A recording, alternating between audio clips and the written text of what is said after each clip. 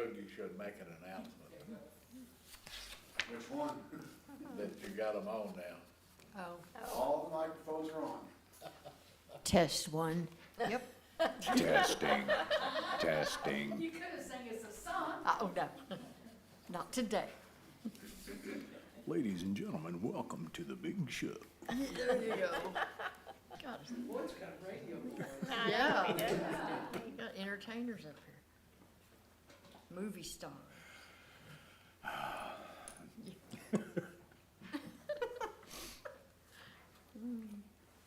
There we all feel good.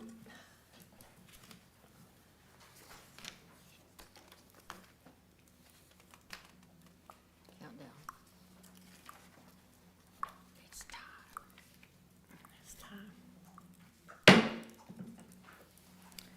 Thank you for everybody coming, council. If you wouldn't mind silencing your phone, and we'll ask David to offer our invocation tonight. Lord, we thank you at this time, Lord, for doing things and giving you praise for everything you do for us, Father. We ask you to be with us tonight as we make decisions for the city of Bowie, and Lord, just guide us and lead us in the right direction. Lord, we're just careful to give you praise and glory for it all in Jesus' name. Amen. Amen. Please join me in the pledge. I pledge Allegiance to the flag of the United States of America and to the republic for which it stands, one nation, under God, indivisible, with liberty and justice for all.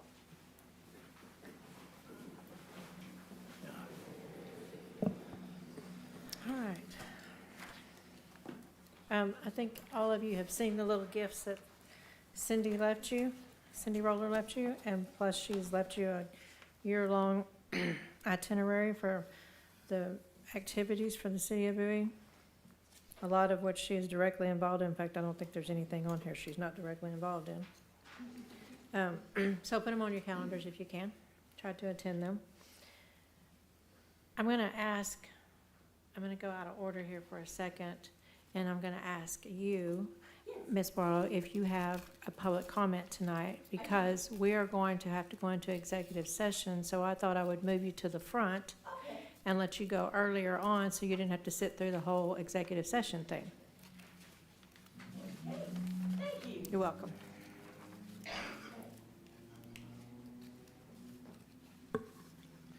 I don't know that I need the microphone, but we'll use it anyway. I came to Bowie, Texas in 1984 with a dream and a whole lot of goals. Bowie was not my original hometown. I was not born or raised here, but I chose Bowie. I could have gone anywhere at all, and I chose Bowie. I made my life here. Bowie is my home. Over time, I moved my brother, a lifelong bivocational pastor and special education teacher, and his wife, a teacher and tutor, to Bowie. Next, I moved my sister, a registered nurse who served in public health, and her husband, a career law enforcement instructor, along with their children and some grandchildren, to Bowie. Recently, my niece, my sister-in-law's daughter, has moved here as well. So Bowie is my family's home now, too. Yesterday, I received a call from Dr. Jeffrey Savelle, Vice Chancellor and Dean of the College of Agriculture and Life Sciences at Texas A&M University, informing me that I have been selected as a distinguished alumni for 2026. From their website, Distinguished Alumnus Award is the highest honor bestowed upon a former student of Texas A&M University. It has been awarded since 1962 to only 354 of Texas A&M's more than 629,000 former students. I am so proud to bring this honor home to Bowie, Texas. The award ceremony will be at Texas A&M University in College Station, Texas on May the 1st. Thank you. Congratulations. Thank you. Congratulations. Congratulations. Congratulations. That is awesome. All right, I think we've done the items of community interest, so let's go over to the city manager's report. Remember, I had to write this a week and a half ago, so I have to read it again because I can't remember everything I wrote. Hayter Engineering came on February 11th to inspect the downtown revitalization project on Smythe Street. They created a punch list, and I'm gonna kind of go through the punch list that they created so that you'll know how they inspected and the things that they found. TDA requires the contractor to provide project record drawings, which we have not seen yet, but that will help us in the future to have that information all in one place. The contractor must remove the required sanitation convenience station, which is the porta potty, and I don't know if it's still there or not, but several of the valve boxes had silted in and could not be operated. The contractor will have to vacuum and clean all valve boxes to ensure the city can access and operate the valves. There are several locations where no joint sealant was installed along the project. The contractor shall remove the redwood prior to applying the sealant and ensure the joint sealant is installed in all joints. There are areas where the ground was disturbed during construction activities. The contractor shall provide and install behind all sidewalk locations where grass was originally present. During construction, there was a curing compound oversprayed on the fire hydrant. Contractor will have to remove the concrete curing compound from the fire hydrant. There was expansion joint material left from construction. The contractor will have to remove the expansion joint material behind the sidewalk southwest of the Creative Cakes building. In front of the Creative Cakes building, the brick road has sharp, uneven bricks due to construction activities. The contractor will have to repair the brick road to pre-construction conditions or better. All in all, the punch list is fairly short. When the contractor finishes these items, the contract will be substantially complete. Last Thursday, I sent in an application for the cybersecurity grant. Hopefully, we will secure funding for the new computer equipment through this 70-30 grant. I was somewhat surprised by some of the application requirements. We had to include a form, the CEO Law Enforcement Certifications and Assurances form, which states that our police department will assist the state and federal investigations, including the FBI, ICE, Border Patrol, DPS, and others. That's a good thing because our police department would normally help those agencies, but I'm sure there's some metropolitan area cities that will not sign that form, and if you don't sign that form, you don't get the grant. So that should help us with that project. The next grant project will be the Water Supply and Infrastructure Grant through the Texas Water Development Board. I've sent an email to the Water Development Board asking if more than one project can be included with a single application. If it is allowable, we will apply for funding for the raw water pipeline to flow our wastewater effluent over a hill to the creek that flows back into Amon Carter Lake, and the engineering and design of the expansion of the wastewater treatment plant, which will be required in the not too distant future. And some good news, last week Stoney and his crew finished the water line that runs from Matthews Street down Montague Street to Sanders Street, and the line did what it was supposed to do. It increased the volume and pressure in the Smythe Street area. Stoney told me that the line was doing about 1,000 gallons a minute, which provides enough pressure to run sprinklers and fire hydrants. Any questions? Is it okay?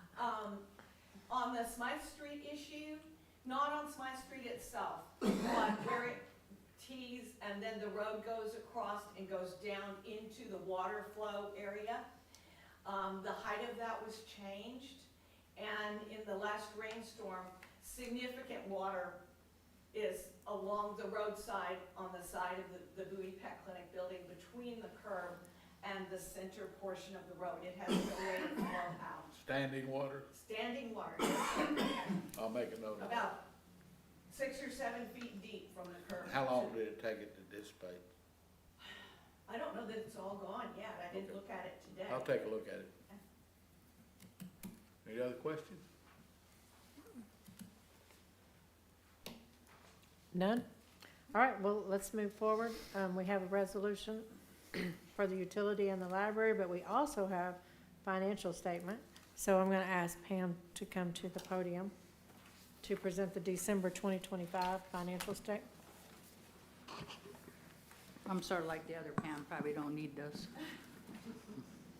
Well, good evening, Mayor and City Council. This is the first quarter of fiscal year of our budget. And as you can see, we're doing quite well. The water has increased 132,000 in the first 3 months on the building side. And if you take that, it's average of 43,000 a month increase. That's due to the slight increase that the council awarded to take care of water projects that are needed. And sewer and electric are holding their own. The total revenue is up 134,000 compared to last year. Expenditures are down a little bit compared to last year. Last year at this time, expenditures, we were over 228,000. Right now, we're only at 19,000, which is excellent. We made a lot of headway this year. So I'm very pleased with the utility fund. General fund, on the ad vote taxes, I do know the first week of January, we collected 1.1 million that are not showing on this. This is only the first 3 months through December. But through this time, what I look at is, if you go to page 6 real briefly, I look at the salaries. They should be below 25%, which they all are. You can go to page 23 also, which is fire, which is below 25%. That tells us in a lot of areas that we budget correctly. So, and you can see on the revenue side, we're a little bit ahead, 423,000 over last year.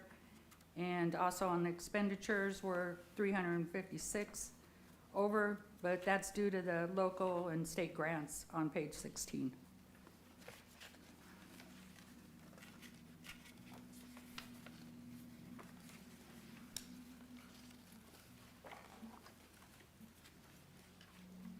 And if you go to the very last page, which I always bring to your attention, that is our investment funds. You can see in text poll, which we have right now, 1.8 million. That's gonna help pay for the water pump. And if you go down to general text poll, we have 4.2 million, 4.3, and that's gonna help with the street project and the bridge project. So that's where we're getting the funds for those two projects. We decided to use some of our reserves. That's what it's there for. We've been saving this for a long time, and instead of going out for a loan and or a bond for those projects.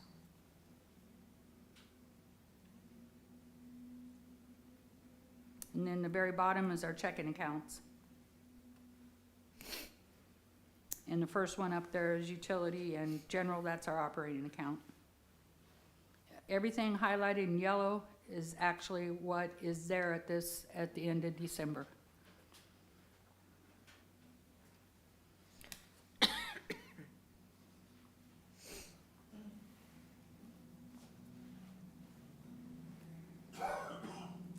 job. Are we Thank you. fully staffed in these major departments? I'm sorry? Are we fully staffed in these major departments? We're a couple down in here and there, yes. I know my staff is down 1.5 currently. I know, well, Public Works, I don't want to speak for them, but I know there's a couple other. Fire can always use some help, I'm aware of.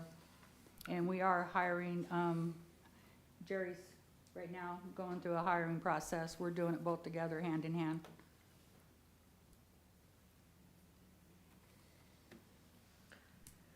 We have enough turnover so that I don't believe we've ever been fully staffed here. Not in all funds, not in all departments, so you're correct. You're correct. I'm more looking at the the salaries you pointed out being under 25%. Is that due to, because we're not paying two people?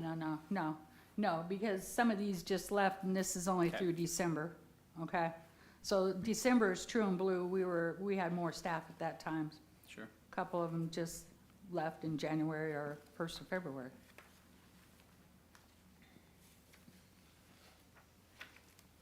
Any other questions? If you look through this later on and find some more, I'm sure Pamela will be willing to take your phone call. Thank you. Thank you. Thank you. Oh, Pamela, while you're still there, before we, it didn't have anything to do with this vote, but can you give us an update on the audit? Yes, it's almost finalized. There was a lot of grants going to and from at the end of the year, which I let the council know last time, and we decided to turn those back over to last year, so they didn't affect this year. So we're working on finalizing those, and she's well aware of that she needs to be in front of this council the middle of March. No Yeah. later than the end, because it has to go to the state and S&P rating by those dates. Thank you. Welcome. Now we'll go back to a vote. I would entertain a motion to accept the resolutions and the financial statement as presented. So moved. Shaw, do I have a second? Second. Host? Shaw? Aye. Holstein? Aye. Sproles? Aye. Post? Aye.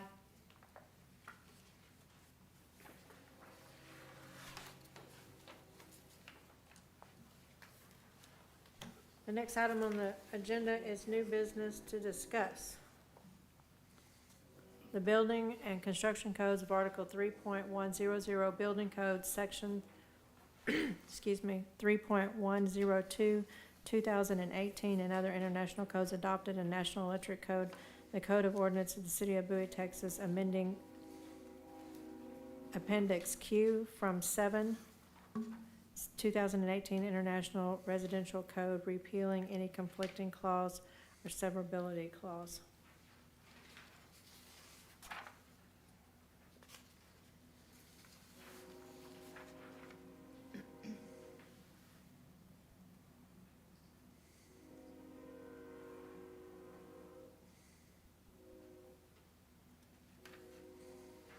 Anybody have any questions?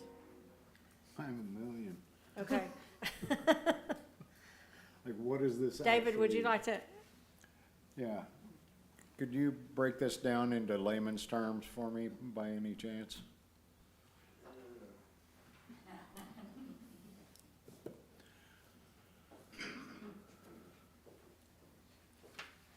Yes, sir. What's your question? Well, overall, the way this is worded, we're amending a code. What is it we're doing with this amendment? We're deleting Appendix Q Right, that talks about tiny homes. okay, are we opening that up? in No, the- we're deleting Appendix Q, not allowing tiny homes anymore. That's what this is doing. okay, so while you opened that up, let me, we have several reasons for this. It's not because we are opposed to housing options. It is when the tiny houses were approved, when we accepted Appendix Q, we said then, the council said then that we would look at this for 3 or 4 years and we would come back to it to see how it's working out for us and how it's working for the city. We feel like the department heads, Bert and I, we've all discussed this, that we need more planning because of the infrastructure changes that are taking place.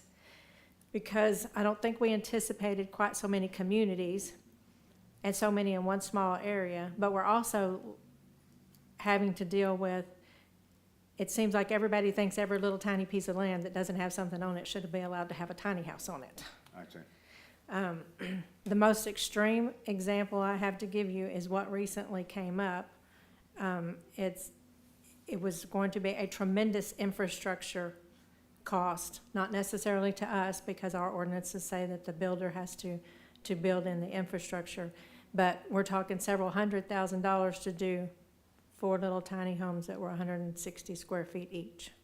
So when we sat down to look at this, we really wanted to look at our responsibility for what we have to supply our city, our existing city. And I don't know, you have not heard this, but I think the rest of the council had heard it, and Jerry will back us up, and we have had lots of conversations with Jay and the electric too. every meter that we have counts as a meter, whether it's for one person in the house or 5 people in the house. Sure. And those meter counts is what's costing us when it comes to our water plant expansion. So we feel like we need to get a handle on the tiny house construction and go back to larger planning for our community than these small insignificant areas. Okay, So that's why it's coming to you. But in order to do that, we have to remove okay. Appendix Q. All right, It's thank not you. that we're against any kind of I just- housing, yeah. but we are really pro-infrastructure. Okay, that helps a lot, thank you. So, Sorry, David, didn't mean to put you on the spot there. if we're getting rid of Q, what does that revert, I guess, the smallest footprint or smallest house size you would look at, or? Are Where we does at that take 800 us? or 1,000? In a single-family zoning district, the minimum square footage now is 1,000 square foot. A tiny home in the appendix Q, by definition, is 400 square feet or less. Oh, And there's no. that is less. tiny. It would be 100. Yeah, so needless to say, when we saw 160 square feet, we're like, whoa, That's little. that's little. But we determined David's office is bigger than that. So That's a it's more of a responsibility that we have to the existing citizens and our pocketbook when it comes to us planning for future expansion. And since we're already now in the throes of the water plant expansion, the water pump, we need to back off, and we need to be a lot more Okay, I think selective. too, when we passed the original, when we said, okay with this, give it a try, it was more geared towards affordability, if I'm not correct. Absolutely, and I don't, that's in my definitely, opinion, these aren't affordable They're not affordable. for that. we but- saw that real fast after 2020. So we brought to the community what we thought would be good, but now we need to slow it down some. makes much more sense now. If you'd like to have some statistics on what they're doing to us, and what I mean by doing to us, the number of meters that increased because of that. The reason for the raw water pump requirement is because of the number of meters we have. The reason for, in the future, we're gonna have to expand the water plant is because of the number of meters we have. And the same thing goes for, maybe a few years down the road, but overhead water storage. So that number of meters that they do for one person or 2 people in that little tiny home, it's just taxing our system, and we're not getting any revenue out of it. Right, So okay. we have to take these individually, as you see on your agenda. So the first one, I'm gonna ask for a motion to approve, or a motion for ordinance 2026-03. So moved. Boyd, Holston. Do I have a second? Second. Laura Sproles. Shaw, Aye. Sproles, Aye. Post, Aye. and Holstein. Aye.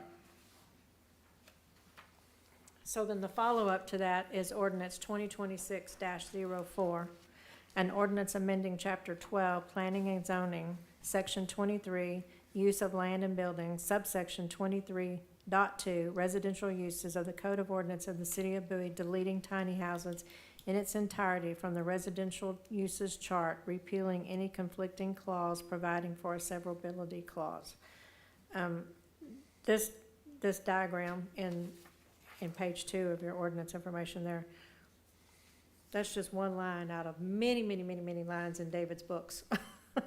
So we're only eliminating one line. So what does this do to the existing? We're going to allow everybody that's permitted to continue with their projects. There will be no new permits issued. Okay.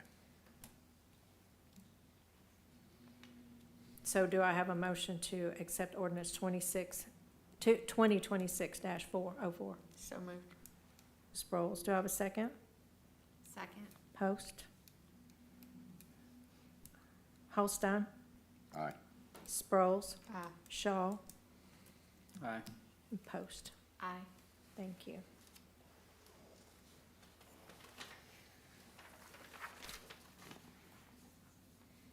Okay, so the next item on our agenda will be discussed in executive session. So at this time, I'll call the meeting at 6:24 for us to leave to go to the chambers to discuss another item. Please leave your phone and your paperwork here. Phone?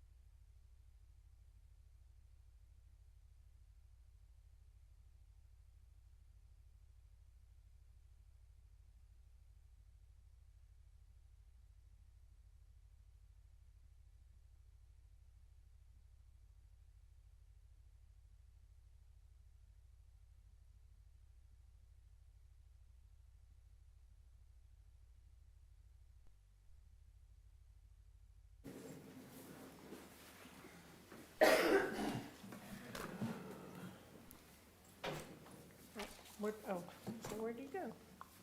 All right, are we back on? All right.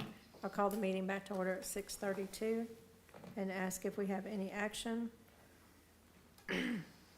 for the agenda and executive session, for the item in executive session. I'm good. All right, if we have no action, we will call our meeting at 6:32 PM. Thank you for coming. Very good. Good job.